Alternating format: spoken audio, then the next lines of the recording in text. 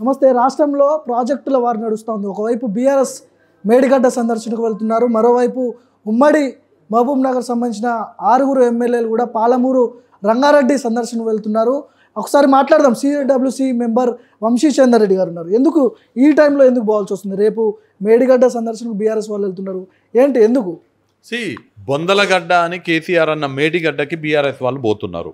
రేపు పోయి వాళ్ళు ఎట్లయితే గత 10 సంవత్సరాలు తెలంగాణ రాష్ట్ర ప్రజలను మోసం చేసిండ్రో, అవాస్తవాలని వాస్తవాలను ఎట్లయితే నమ్మించే ప్రయత్నం చేసిండ్రో, రేపు మేడిగడ్డకు పోయి మళ్ళీ అదే ప్రయత్నం చేయబోతున్నారు. వాళ్ళ అవినీతి బండారం బయట పెట్టాలి. వాళ్ళ వల్ల ఎట్లా సాగునీటి రంగం నిర్లక్ష్యమైందో తెలంగాణ ప్రజలకు తెలవాలి. దక్షిణ తెలంగాణని ఎడారిగా మార్చే కుట్ర ఎట్లా చేసిండ్రో ప్రజలకు తెలియాలి. ఇవన్నీ తెలియాలనే ఉద్దేశంతో పాలమూరుని ఎట్లా బండబెట్టిండ్రు, మేడిగడ్డని ఎట్లా బొందబెట్టిండ్రు అనేది రాష్ట్ర ప్రజలకి తెలియాలి. వాళ్ళ ఏదైతే నిజస్వరూపం, వాళ్ళ బండారం బయటపడాలి అనే ఉద్దేశంతో రేపు ఈ పాలమూరు రంగారెడ్డి ఎత్తిపోతల సందర్శన పెట్టుకోవడం జరిగింది. మీరు వెళ్ళి అక్కడ లైవ్లో ఎక్స్ప్లెయిన్ చేసి వాళ్ళ అవినీతి జరిగిందని చెప్తున్నారు కదా, లైవ్లో ఎక్స్ప్లెయిన్ చేసి వాళ్ళ అవినీతి బయట పెట్టొచ్చు కదా, మీరు ఎందుకు వెళ్ళట్లేదు మేడిగడ్డ? మేడిగడ్డకి సంబంధించి మేము మా జిల్లా పాలమూరు, సో వాళ్ళ పరిపాలన, వారి వ్యవహారం ఎట్లుందనేది మేము మా జిల్లాలో చూపించాలనే ప్రయత్నం మేము చేస్తున్నాము.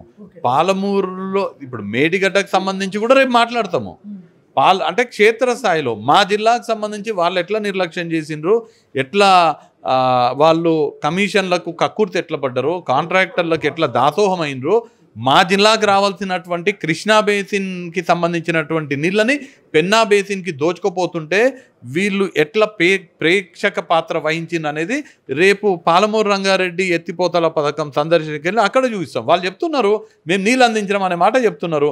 ఇందాక మా షాద్నగర్ ఎమ్మెల్యే వీర్లపల్లి శంకర్ గారు పాత్రికేయ సమావేశంలో షాద్నగర్ ఎమ్మెల్యే శంకర్ అన్న చెప్పడం జరిగింది.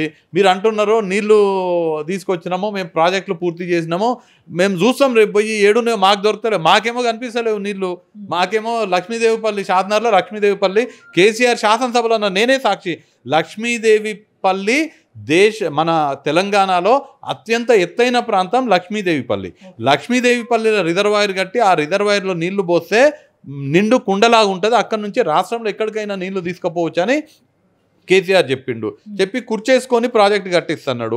3 సంవత్సరాలలో ప్రాజెక్టు పూర్తి చేస్తామని చెప్పిండు.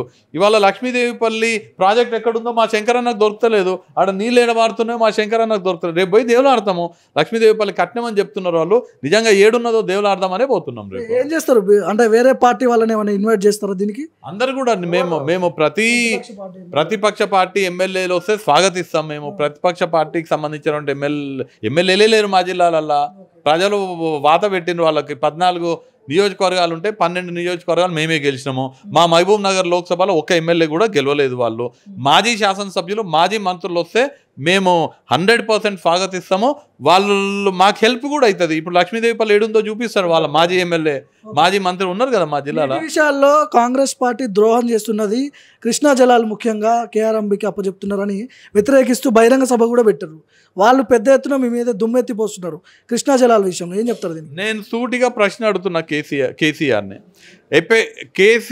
కేఆర్ఎంబీకి ప్రాజెక్టులు అప్పచెప్తున్నట్టుగా గతంలో ఉత్తరాలు కేసీఆర్ రాసిండా రాయలేదా? రికార్డు మీద ఉన్నాయి. మేము ఎక్కడ కూడా కేఆర్ఎంబీకి మా ప్రాజెక్టులు అప్పచెప్పలేదు. ఈ 3 ప్రశ్నలకు కేసీఆర్ సమాధానం చెప్పాలి.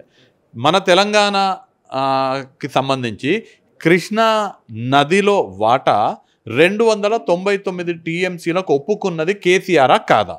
వాస్తవానికి 68.5% క్యాచ్మెంట్ ఏరియా ఉన్నటువంటి తెలంగాణకి 577 టీఎంసీల నీళ్లు మనకు రావాలి. కానీ 577 టీఎంసీల నీళ్ళ కోసం కొట్లాడకుండా 299కే ఒప్పుకున్నటువంటి తెలంగాణకి అన్యాయం చేసినటువంటి వ్యక్తి కేసీఆర్ కాదా? కేసీఆర్ సమాధానం చెప్పాలి. కేసీఆర్ అధికారంలోకి వచ్చినాక, మేము అధికారంలో ఉన్నప్పుడు మేము కృష్ణా నది నుంచి సగటున ప్రతి సంవత్సరం 262 టీఎంసీలు వాడుకునే వాళ్ళం. వీళ్ళు అధికారంలోకి వచ్చినాక సగటున 212 మాత్రమే.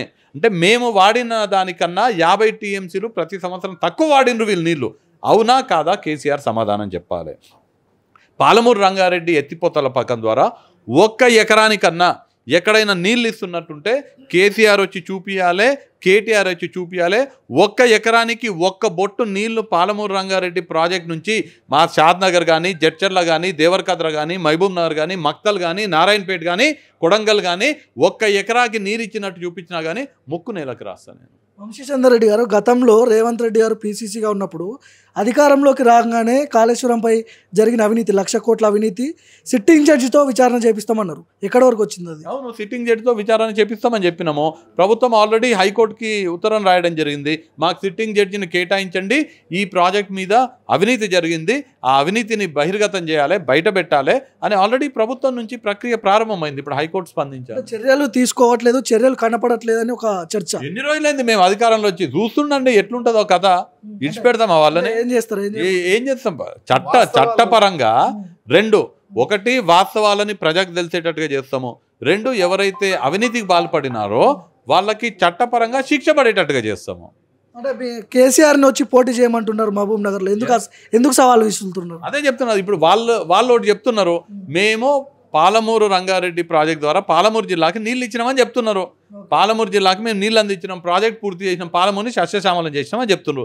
నేనేం చెప్తున్నా, ఏడనైనా నీళ్ళు వస్తున్నాయంటే గతంలో కాంగ్రెస్ పార్టీ అధికారంలో ఉన్నప్పుడు కట్టినటువంటి కల్వకుర్తి, నెట్టెంపాడు, భీమా, జూరాల, కోయిల్ సాగర్ ఈ ప్రాజెక్టుల ద్వారానే నీళ్ళు వస్తున్నాయి. మీరు 10 సంవత్సరాలలో ఒక్క బొట్టు నీళ్ళు ఇవ్వలేదు, ఒక్క ఎకరానికి నీళ్ళు ఇవ్వలేదు, ఒక్క మడిని కూడా పారించలేదని నేను చెప్తున్నా. వాళ్ళు చెప్పేది నిజమా, నేను చెప్పేది నిజమా? ప్రజాక్షేత్రంలో తేల్చుకుందామని చెప్తున్నా. నిజంగా 10 ఏళ్లలో వాళ్ళు 10 లక్షల ఎకరాలకి మహబూబ్ నగర్ లోక్సభలో నీళ్ళు ఇస్తే మహబూబ్ నగర్ లోక్సభ ప్రజలందరూ కూడా కేసీఆర్ని గెలిపిస్తారు కదా.